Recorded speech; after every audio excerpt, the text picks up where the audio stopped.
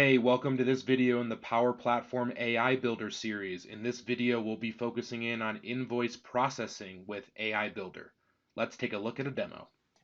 So here we are in make.powerautomate under AI models, and we're looking at document extraction. You can do things with structured, unstructured. There's even a pre-built invoice.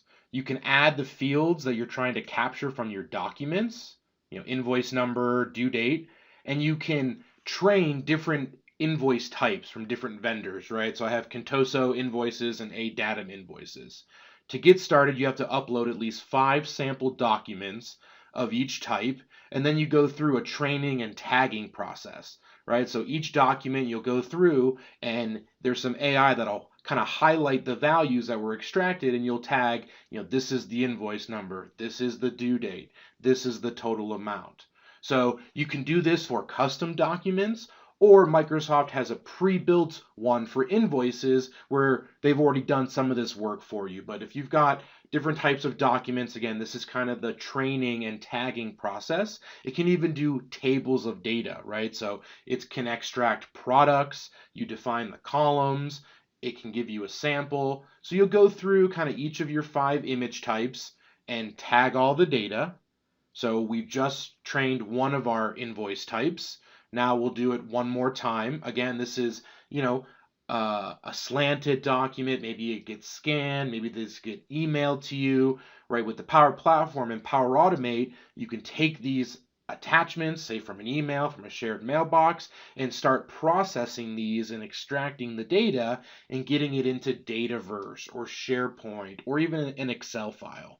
So again, here it gives me a sample of the table that I extracted. So you can do fields, you can do tables of data, and not all documents are going to have all the fields. So if a document doesn't have a particular field, you can mark that as not in the document, so you don't have to do that for every document in this sequence, and to just enhance the training of the model.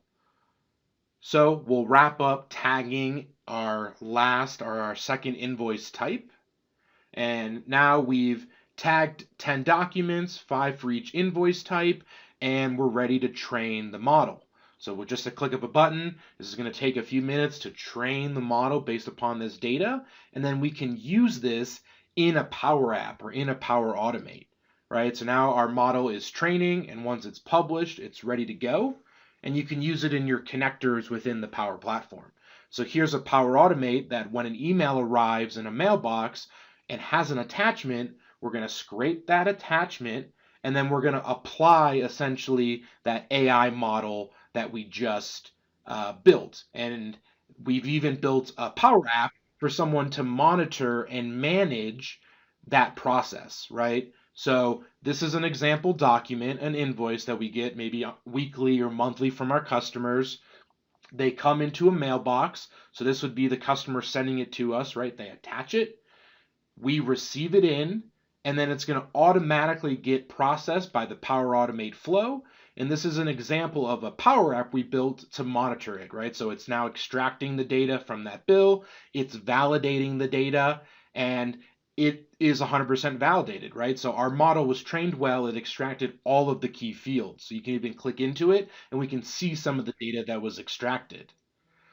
But what happens if we get a document that isn't fully validated and needs to be manually reviewed? So now we've gotten in another vendor's invoice that we don't have as much training on, and now you'll see that once it's done validating the data, it requires a manual review. So now I can click on this invoice.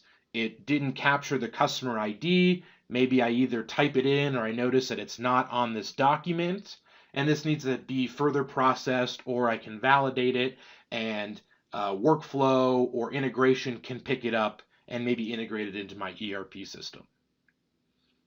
And again, this data can be now extracted and is in a tabular data format inside of, say, Dataverse.